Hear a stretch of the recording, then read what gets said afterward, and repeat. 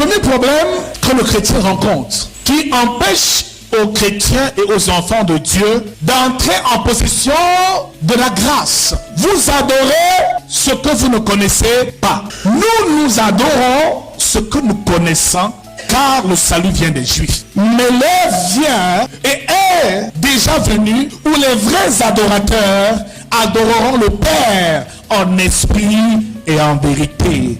Car ce sont là les adorateurs que le Père recherche. Le premier problème des chrétiens et des enfants de Dieu, c'est l'ignorance de Dieu, ou l'absence de connaissance du Père et de l'adoration qui est réservée au Père. L'ignorance du Père et de l'adoration qui est réservée au Père. Mes amis, laissez-moi vous dire que beaucoup d'enfants de Dieu ne connaissent pas Dieu. Ou je vais dire ne connaissent pas le Père. Car le Père est esprit. Et il le dit ici. Dieu est esprit. Verset 24.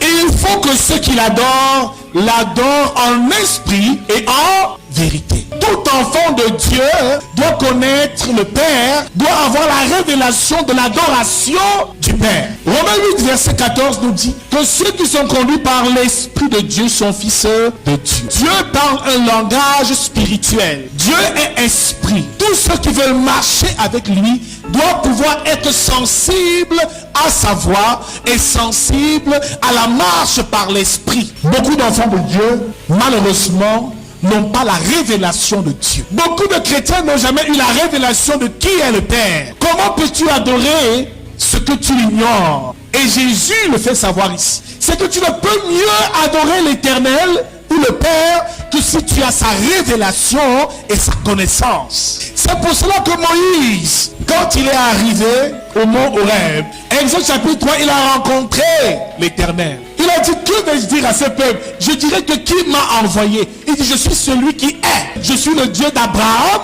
le Dieu d'Isaac et le Dieu de Jacob. Je suis l'Éternel.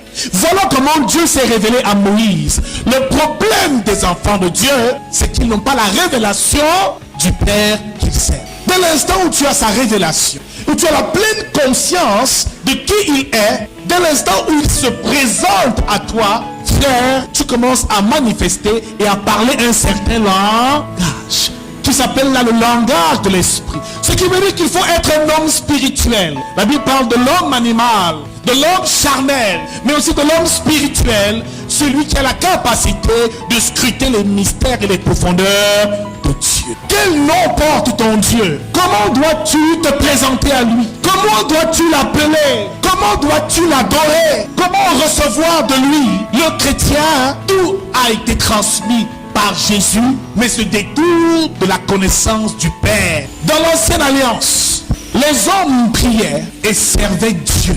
Ils servaient l'Éternel et Dieu avait plusieurs noms qu'il a transmis à son peuple. Il était parfois le Dieu pourvoyeur, le Dieu des miracles, le Dieu des prodiges. Yahvé Jireh, Yahvé Nissi. Il portait beaucoup de noms et c'est par ces noms que ce peuple se connectait à lui.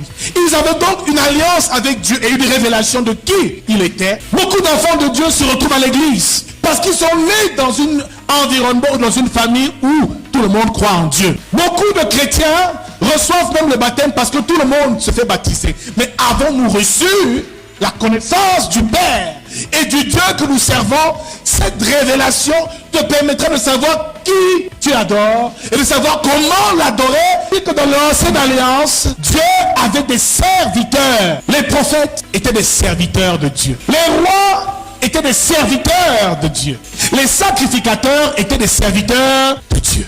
Le peuple tout entier était au service de Dieu. Il fallait se présenter à l'Éternel avec crainte et tremblement, car la loi a été donnée pour amener le peuple à l'obéissance et à la crainte de l'Éternel. Un Dieu qui répond par le feu, un Dieu qui est capable de punir, d'envoyer les serpents brillants, de détruire Sodome et Gomorrhe. C'était un Dieu de justice, un Dieu jaloux. Il savait un peu qui était leur Dieu. Par rapport à cette connaissance et cette pleine conscience de Dieu, il savait donc comment le servir. Beaucoup de chrétiens ne savent pas comment servir Dieu. Ça se voit dans l'église.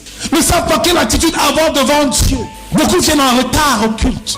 Beaucoup ne prient même pas chez eux. Beaucoup n'attendent que le dimanche. Beaucoup ne savent pas comment intercéder. Bien-aimé, tout commence par la connaissance de qui